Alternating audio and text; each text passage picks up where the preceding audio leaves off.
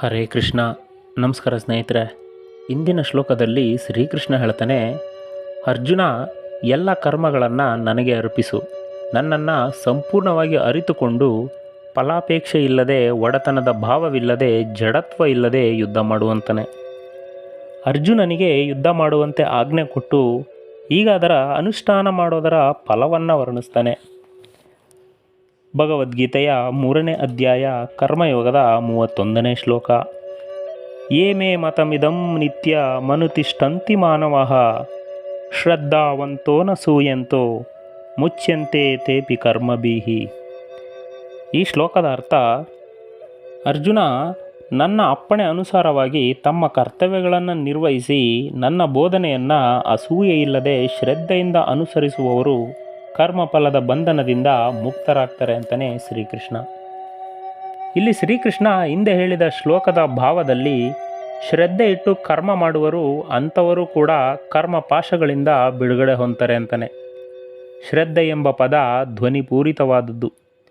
ಯಾರು ಆ ಮಾತು ಸತ್ಯ, ಸಾಕ್ಷಾತ್ ಭಗವಂತನ ಬಾಯಿಂದಲೇ ಬಂದಿದೆ, ಅದು ನಮ್ಮನ್ನು ಉದ್ಧಾರ ಮಾಡುವುದು ಎಂದು ನಂಬುತ್ತಾರೋ ಅವರು ಉದ್ಧಾರವಾಗ್ತಾರೆ.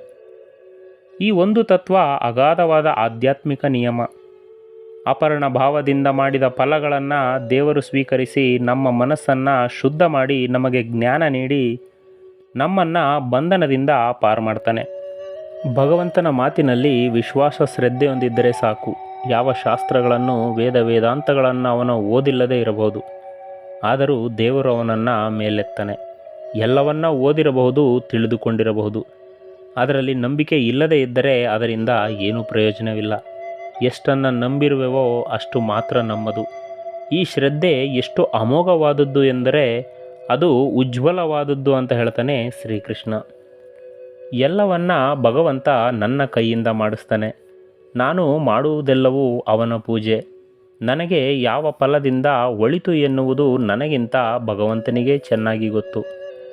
ಆದ್ದರಿಂದ ಫಲದಲ್ಲಿ ಅಧಿಕಾರ ಬಯಸದೆ ಬಂದದ್ದನ್ನು ಭಗವಂತನ ಪ್ರಸಾದ ಎಂದು ಸ್ವೀಕರಿಸುವುದು ಬದುಕು.